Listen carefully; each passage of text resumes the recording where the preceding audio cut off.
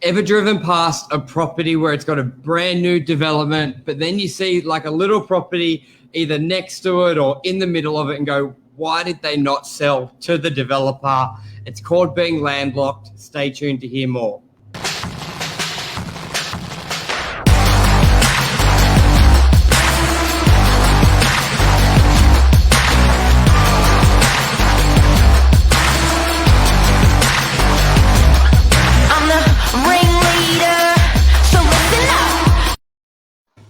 Good morning, everyone. Welcome to Morning Minutes, episode 367.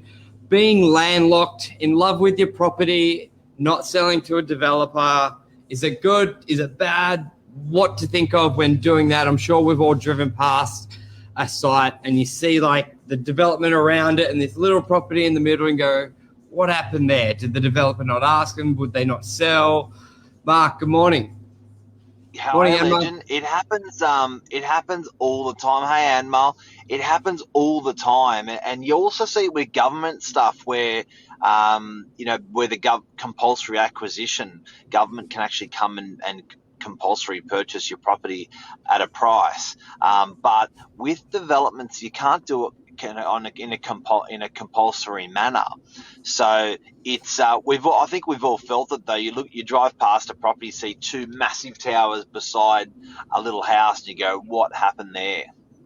Yeah, exactly right. And I think just as we've put a lot of sites together and sold a lot, we've sort of got that sort of inside knowledge of the process of what goes on. Because I think a lot of people, you ever think two things. You're like, why didn't the developer ask them? And more often than not, they do. And council almost force them to ask. If you remember DY. Council forces them, yeah. To really, really, and not just ask, like go above and beyond and show evidence that they're doing it. We had a site in DY, which was an L shape, and then there was like the corner. The owner wouldn't sell. And I know council in that dialogue was basically said to them, without saying we're not going to approve yours until you got it, they were very, I don't say forceful, but they really encouraged the developer to acquire that site. They did not want it developed in isolation because it just would have left an awkward piece. And they, you know what? There's the $1 million question though when you drive past and you straight away think why? Yeah. You look at it and you go, oh my God! Like, was the developer being a tight ass? Was the landowner being way over on their expectation and cut their nose off, spite their face? You always ask your question when you go past. You shake your head and go, what happened? What's the story? Yeah, and sometimes it's a bit of both. And I think a lot of the time it's maybe the person not selling, they just don't have the information. And they sort of, I don't think a lot of the time, like sometimes they've got a great business there. They don't want to move. They've been there 30 years and they just love it. And they don't look at anything else and they may not owe any money on it. So they don't really care. But then but they also think the opportunity will always be there.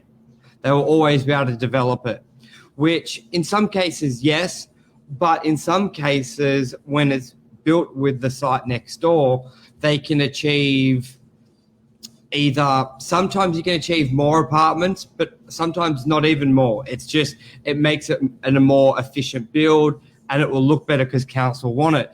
And a lot of the time, I don't think the landowner does that investigation because they sometimes come back at such a larger price. They think like the developer's going to make a bucket load more money if they acquire their site. But as you know, Mark, a lot of the time, you're not actually getting more units, but sometimes just having an easier build for access is a big point. But there's always a dollar consideration.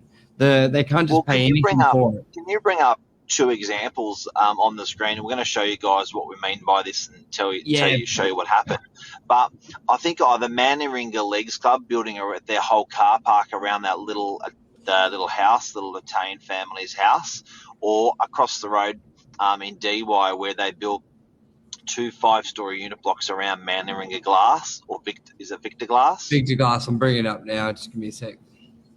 So Yeah. these are really good examples. Now it doesn't sometimes there's just a bit of bad luck in there as well, guys, where and you may be advising friends or family or know someone in this situation, but sometimes these guys were just it was just a failed negotiation. Sometimes it was a little bit of bad luck between timing and stuff like that, miscommunication. Sometimes this happens as well.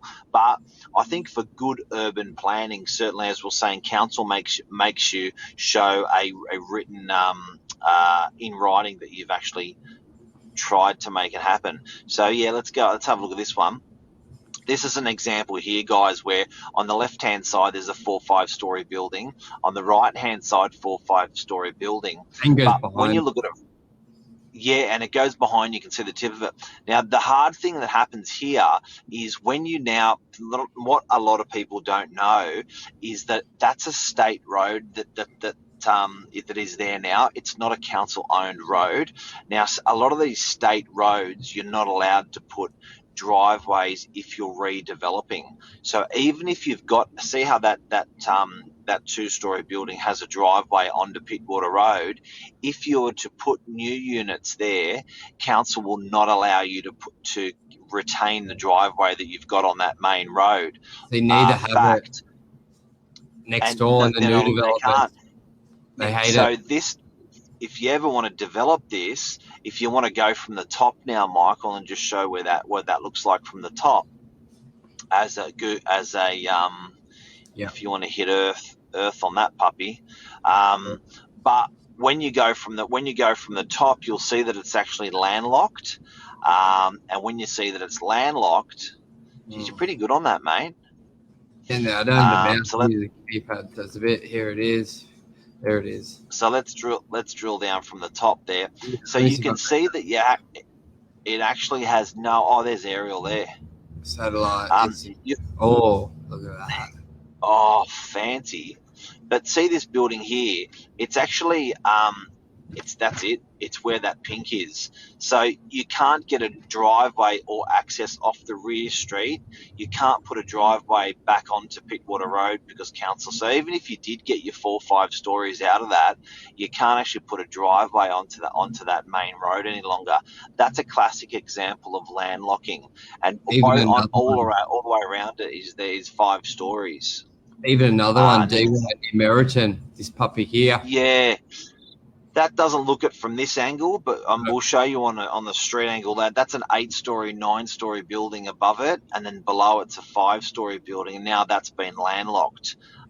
There's an example there, 1-story building, 5-6 stories on the left, is it? Yep, 5-6 story, and then maybe even 8, and then to the right that's 5-6 stories. So it's just been left, and you can't actually get any parking now on that site any longer. Yeah, so what's the lesson? What's the summary? Well, I think that, like, as we sort of said in the heading, people get very attached to maybe their business inside. But I think in summary, you really need to look at, if you don't sell for this opportunity, what can you do with it and the value? Because you may have a booming business making $100,000 a year, say, for example, and you're happy with that. But if you don't sell, your property's worth $2 million, and if you sell it may be worth $4 million. But if it's all built around you, you can only ever get that $2 million for you. And I think a lot of people really need to sort of look deep and be like, can we operate our business elsewhere? And if the answer is no, then maybe you don't sell.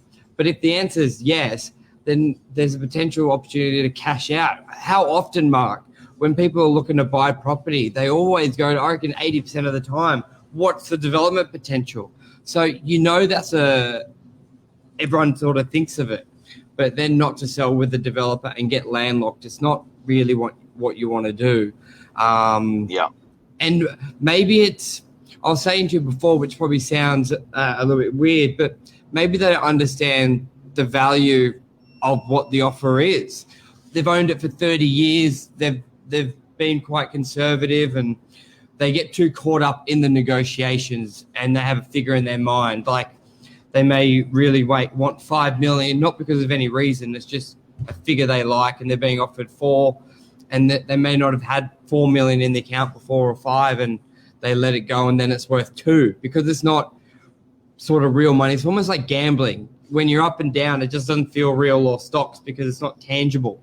And I think that's why having an agent is very important, to sort of give you that perspective on what you could do with it. Because if you sort of said to them, even if you get 4 million, you'll be able to buy 2 more shops, 3 properties, or I just don't think people get that disconnect from reality, and they get caught up in the negotiations or get too firm on the price there.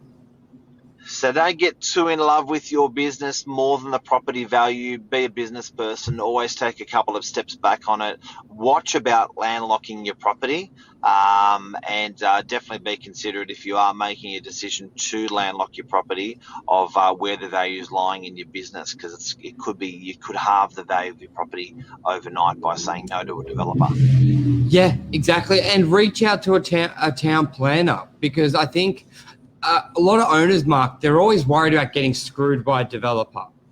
That's probably the biggest concern. They don't know if what the developer is telling them is truthful.